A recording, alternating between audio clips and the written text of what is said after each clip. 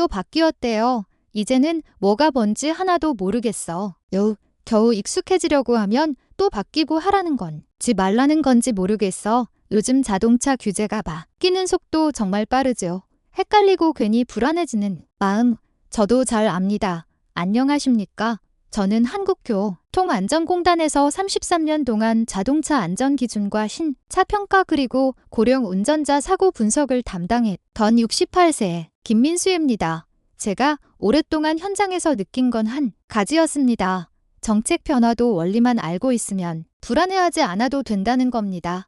하지만 요즘은 기능이 사라지고 새 규제가 생기고 안전장치가 바뀌는 일이 너무 빠르게 일어납니다. 설명은 복잡하고 인터넷 정보도 제각이라 어르신들이 필요한 내용을 정확히 알기가 쉽지 않습니다. 그래서 오늘은 2026년부터 사라지거나 바뀌거나 새로 의무화되는 자동차기 등 7가지를 딱 이해되게 아주 쉽게 정리해 드리겠습니다. 정부가 사고를 줄이기 위해 내놓은 새로운 기준, 내년부터 모든 신차에 들어가는 안전장치, 신어 운전자분들이 가장 헷갈려 하시는 규정을 핵심만 정확하게 알려드리겠습니다. 그리고 자신 있게 말씀드립니다. 이 영상 하나면 2026년 자동차 변화는 처음부터 끝까지 확실하게 이해하실 수 있습니다. 도움이 되신다면 구독과 좋아요, 알림 설정 부탁드립니다. 그리고 소중한 분들께도 이 영상을 공유해 주세요. 여러분이 억울한 과태나 큰 돈 들어가는 실수 없이 안전하게 운전하시도록 제가 끝까지 도와드리겠습니다. 그럼 첫 번째 이야기부터 시작하겠습니다. 운전을 오래 하다 보면 이런 순간 누구에게나 한 번쯤 찾아옵니다. 잠깐 시선을 돌린 사이 앞차가 갑자기 멈춰 서 있는 상황 말입니다. 라디오를 조작하거나 내비 화면을 잠깐 눌렀거나 혹은 눈이 침침해져서 전방을 놓친 바로 그 순간이 짧은 한순간 때문에 사고가 나는 경우가 정말 많습니다.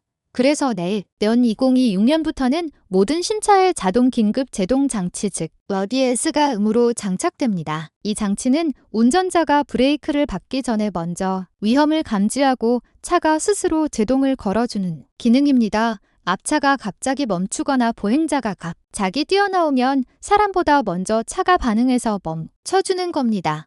제가 기억하는 한 사례가 있습니다. 몇 년 전 교육을 들었던 72살 어르신 한 분이 계셨습니다. 평소처럼 집 근처 큰 길을 지나는데 앞차가 신호 때문에 급하게 멈췄다고 하더군요. 그 순간 어르신도 브레이크를 밟으려고 했는데 발이 살짝 헛나가면서 브레이크 대신 페달 옆을 밟아버렸답니다. 본인은 이제 사고 났구나 하는 생각이 번개처럼 스쳤고 그 짧은 순간에 식은땀이 쩍 났다고 하셨어요. 그런데 차가 갑자기 쿡 하고 먼저 멈췄습니다. 알고 보니 그 차량에 ABS가 들어있었던 겁니다. 어르신이 그러시더군요. 선생님, 그날은 제 하루가 아니라 제 인생이 막아진 느낌이었어요. 그 말을 듣고 저도 한참을 마음 속으로 뜨끔했습니다. 사고는 정말 한순간이고 그 한순간을 대신 잡아주는 기능이 바로 ABS라는 생각이 들었죠. 실제로 데이터를 보면 예전은 사고를 크게 줄여줍니다. 후방 추돌 사고는 약 40%나 줄었고 전체 사고율도 20% 넘게 감소했습니다. 특히 우리 시니어 운전자들에게는 더 큰 도움이 됩니다. 나이가 들면 반응 속도가 조금 느려지고 갑작스러운 돌발 상황을 판단하는데도 시간이 더 걸립니다. 어는 바로 이 부분을 대신 보완해주는 장치입니다. 내가 실수해도 차가 먼저 잡아준다. 이 느낌에 가장 가까운 기능입니다. 그리고 2026년부터는 국산차든 수입차든 모든 신차에 ABS가 기본으로 들어갑니다. 이 말은 앞으로 앞차 급전거 사고나 횡단보도에서 일보행자 사고 그리고 갑자기 튀어나오는 자전거와의 충돌 같은 사고들이 지금보다 훨씬 줄어들 수 있다는 뜻입니다. 시니어분들에게 이 장치는 말 그대로 두 번째 브레이크입니다. 혹시 모를 실수를 대신 막아주는 아주 든든한 안전망이 되어줄 겁니다. 제가 방금 설명드린 자동 긴급 제동 장치의 ABS는 앞에서 위험이 생겼을 때 차가 먼저 브레이크를 잡아주는 기능이 없습니다. 그런데 운전 중에는 앞의 위험보다 더 자주 더 예기치 않게 발생하는 사고가 하나 있습니다. 바로 운전자의 발실수로 브레이크를 밟아야 하는데 엑셀을 밟아서 일어나는 사고입니다. 이살, 고들은 전방 감지 기술로는 막을 수 없어서 완전히 다른 안전장치가 필요하게 됐습니다. 그래서 2029년부터 모든 신차의 의무로 들어가는 기능이 바로 페달오작 방지 장치입니다. 이 장치는 OS와 목적도, 작동 방식도 다릅니다. OS가 외부 위험을 감지해 차가 먼저 멈춰주는 기능이라면 페달오 조작 방지 장치는 운전자가 브레이크 대신 실수로 엑셀을 밟아도 차가 앞으로 튀어나가지 않도록 막아주는 기능입니다. 이 기능이 왜 중요한지는 얼마 전 실제로 발생한 부천 제1시장 돌진 사고만 봐도 잘 알 수 있습니다. 시장에서 한 트럭이 깊숙이 밀고 들어가 2명이 숨지고 여러 명이 다치는 큰 사고가 있었죠. 운전자는 처음에 브레이크가 고장났다고 주장했지만 트럭 내부 영상에는 가속 페달이 깊게 밟힌 모습이 그대로 남아 있었습니다. 순간적인 사고였습니다. 이렇게 단 한 번의 발끝 실수가 엄청난 피해로 이어지는 사고는 누구에게나 일어날 수 있습니다. 페달 오조작 방지 장치는 바로 이런 사고에서 작동합니다. 앞에 벽이나 기둥 같은 장애물이 있으면 차가 먼저 이를 감지합니다. 그리고 운전자가 엑셀을 깊게 밟아도 차는 앞으로 나가려 하지 않고 진소리만 부르릉하고 나고 출력은 자동으로 제한됩니다. 사고가 시작되기 전 차가 실수를 먼저 차단해주는 겁니다. 이 기술은 이미 일본에서 먼저 도입됐고 그 효과가 아주 구체적으로 확인됐습니다. 일본 국토교통성의 자료를 보면 페달 조작 방지 장치 하나만으로도 이런 돌진 사고를 약방하는 효과가 있었습니다. 여기에 자동 긴급 제동 장치의 S까지 함께 장착하면 사고 예방 효과가 90% 이상으로 올라갑니다. 기술이 서로 보완하면서 사고 가능성을 거의 소멸 수준까지 낮춰주는 셈입니다. 특히 고령화가 진행된 일본에서는 주차장 돌진 사고, 편의점 돌진 사고 같은 페달 실수 사고가 사회 문제로 떠오른 적이 있었습니다. 그런데 이 장치를 도입한 이후 주차장 돌진 사고가 절반 가까이 감소했습니다. 우리나라에서도 같은 효과를 기대할 수 있기 때문에 2029년부터는 모든 신차에 페달오작 방지 장치를 의무로 장착하게 된 것입니다. 이 장치는 운전자에게 이렇게 말해주는 것 같습니다. 실수는 누구에게나 찾아올 수 있습니다. 하지만 그 실수를 차가 먼저 잡아드리겠습니다. 앞에 위험을 막는 기술이 있었다면 이제는 운전자의 실수까지 보완해주는 기술이 더해지는 시대입니다. 자동차 안전의 기준이 완전히 새로 바뀌고 있는 것입니다. 세 번째로 스텔스 차량을 완전히 퇴출하기 위해 정부가 발표한 내용입니다. 운전을 하다 보면 밤길에서 라이트도 켜지지 않은 채 조용히 다가오는 차를 만날 때가 있습니다. 이른바 스트레스 차량이라고 부르는 상황인데 운전자는 라이트가 꺼진 줄도 모른 채 달리고 다른 운전자는 어둠 속에서 갑자기 나타나는 차량 때문에 깜짝 놀라며 브레이크를 밟게 됩니다. 야간 보행자 사고가 많은 이유 중 하나도 바로 이런 차량들 때문입니다. 이 문제를 해결하기 위해 정부는 큰 결정을 내렸습니다. 앞으로는 자동차에서 전조등 오프 버튼을 아예 없애기로 한 겁니다. 라이트를 끄고 주행할 수 있는 가능성을 처음부터 완전히 차단하겠다는 뜻입니다. 이 변화는 이미 2024년 하반기에 출시된 차량부터 적용되기 시작했고 2027년까지는 모든 신차에서 전조등 오프 기능이 완전히 사라집니다. 이제 라이트를 켜는 일은 운전자의 선택이 아니라 자동차가 스스로 주변 바퀴를 판단해서 자동으로 처리합니다. 해가 지면 켜지고 터널을 지나면 알아서 켜지고 라이트를 깜빡하고 끄고 다니는 일은 사실상 사라지게 되는 거죠.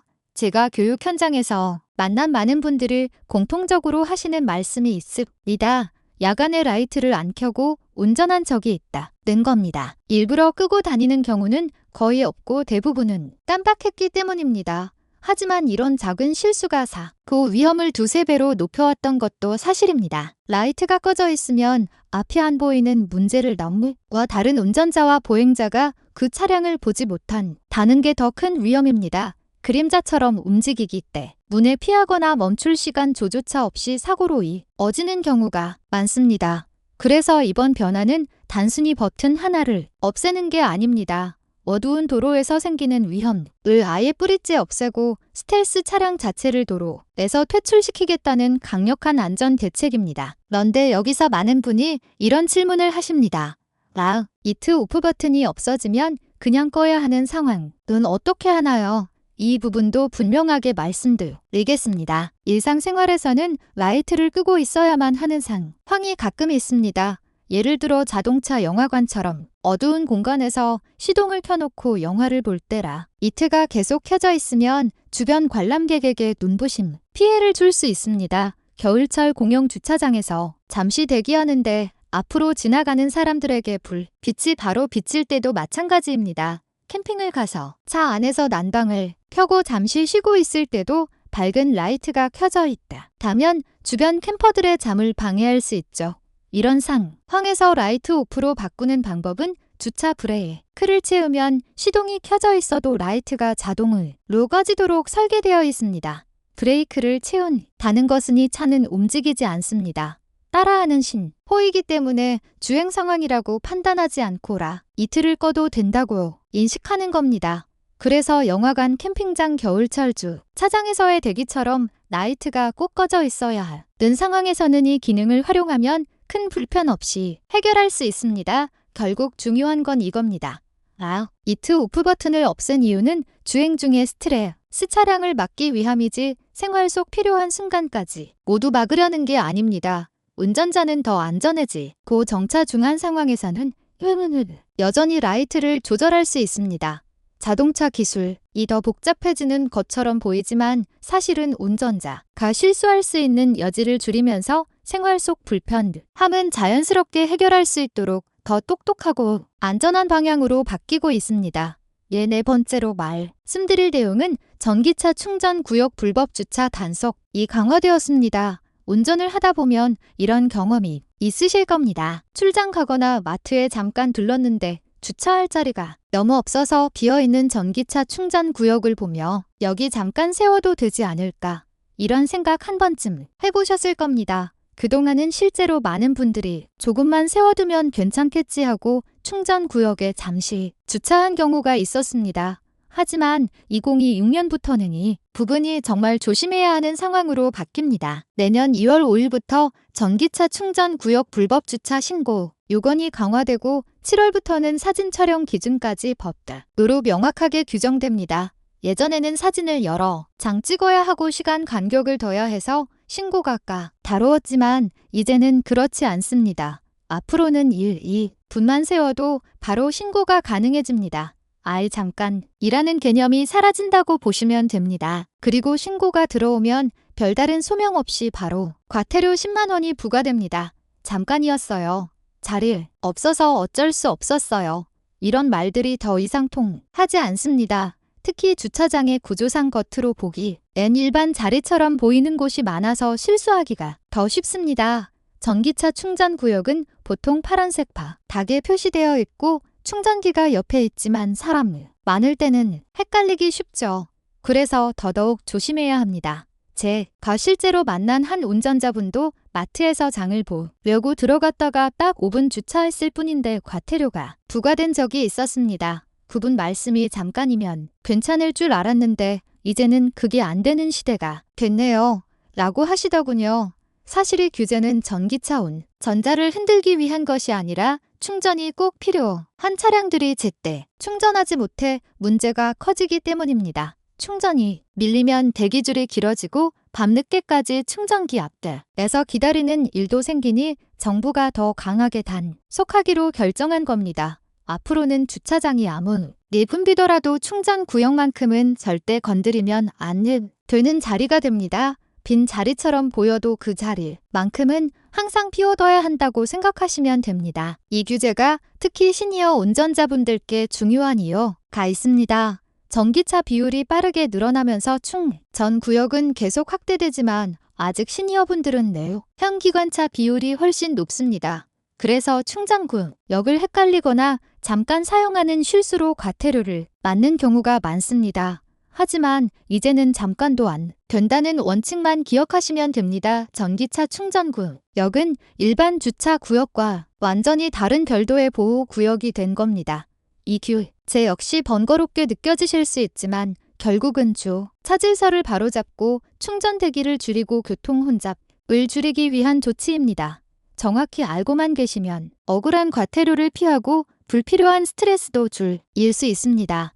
5번째로 올해 12월부터 배출가 스 5등급 차량은 운행이 제한됩니다. 운전을 오래 하신 분들 중에는 여전히 2000년대 초중 반에 나온 차량을 타시는 분들이 많습니다.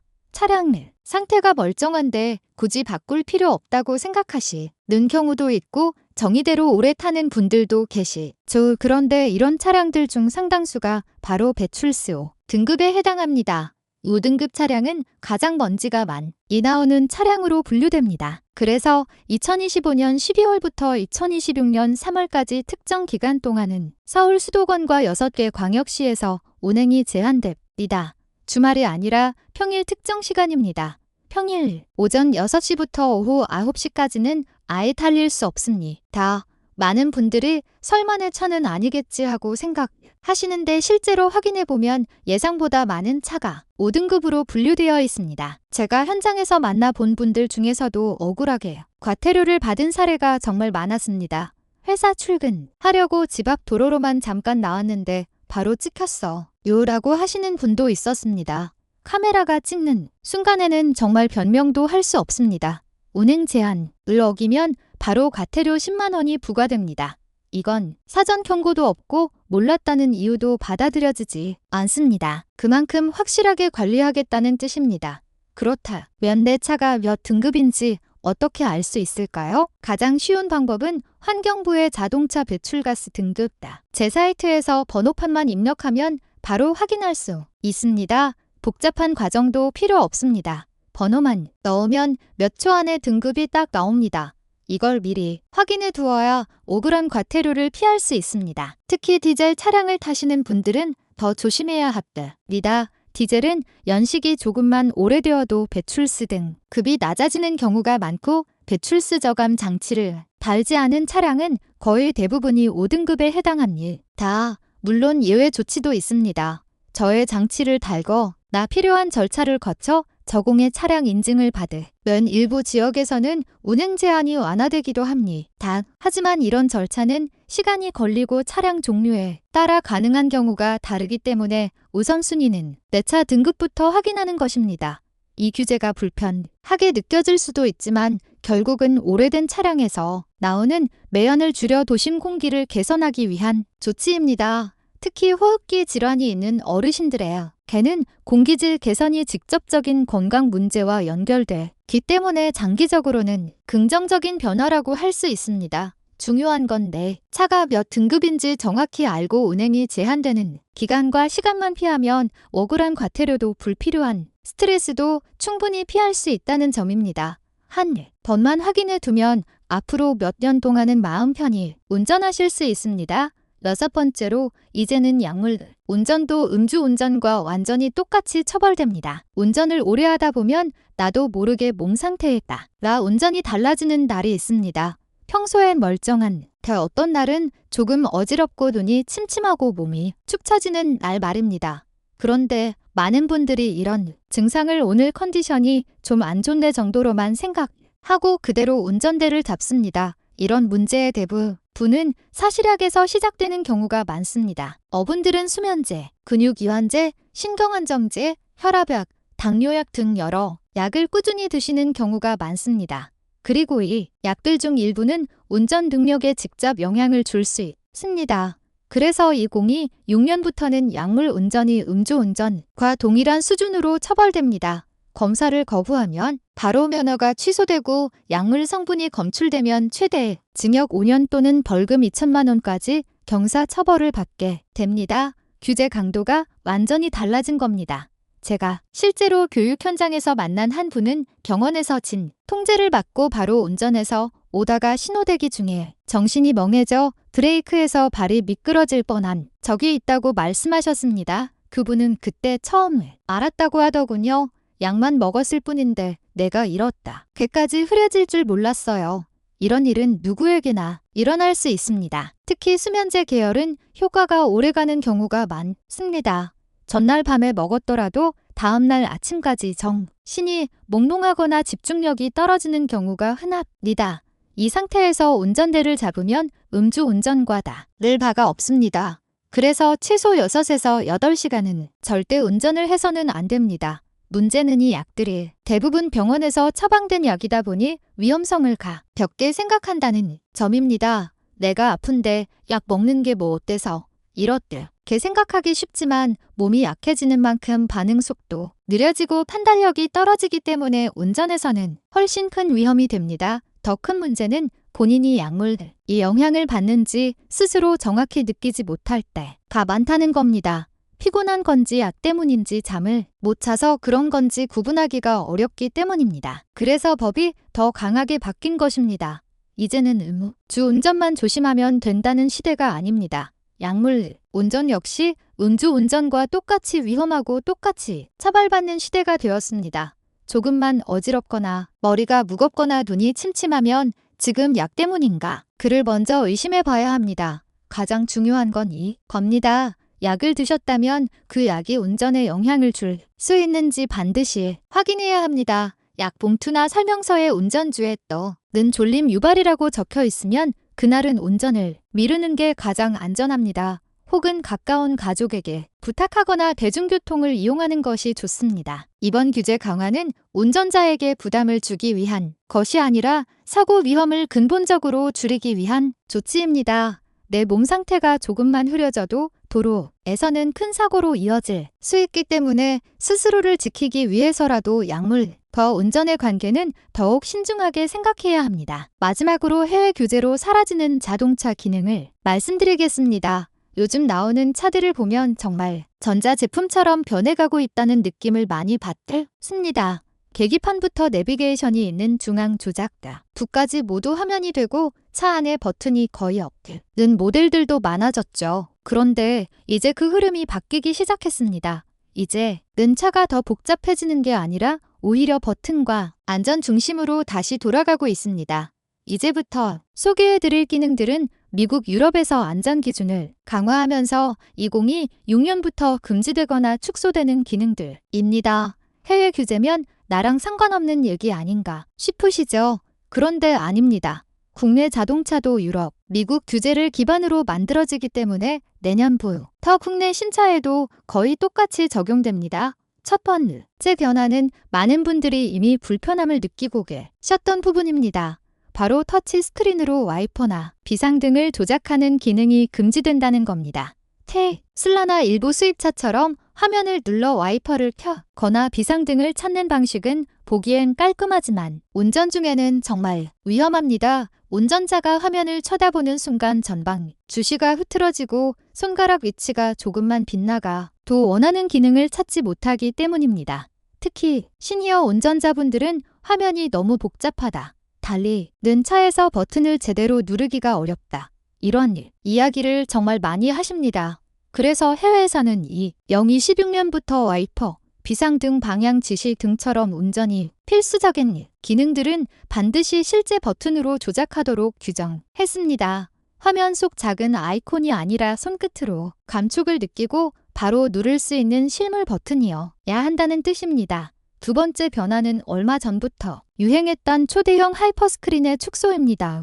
전석부터 조수석까지 한 줄로 이어진 거대한 화면. 처음 보면 멋있어 보이고 미래적인 느낌이 강하죠. 하지만 실제로는 눈필로가 심해지고 시야가 넓게 분산되면서 주위가 흐트러지는 문제가 제기되었습니다. 특히 나이가 들수록 눈의 초점 전환 속도가 느려지기 때문에 큰 화면에서 많은 정보를 보여주는 방식은 오히려 부담으로 작용할 때가 많습니다. 그래서 앞으로는 큰 화면보다 잘 보이는 화면 그리고 필요한 정보만 정확하게 보여주는 화면으로 규제가 바뀌게 되었습니다. 마지막 세 번째 변화는 많이들 좋아하셨던 기능이지만 안전 때문에 제한이 걸리는 부분입니다.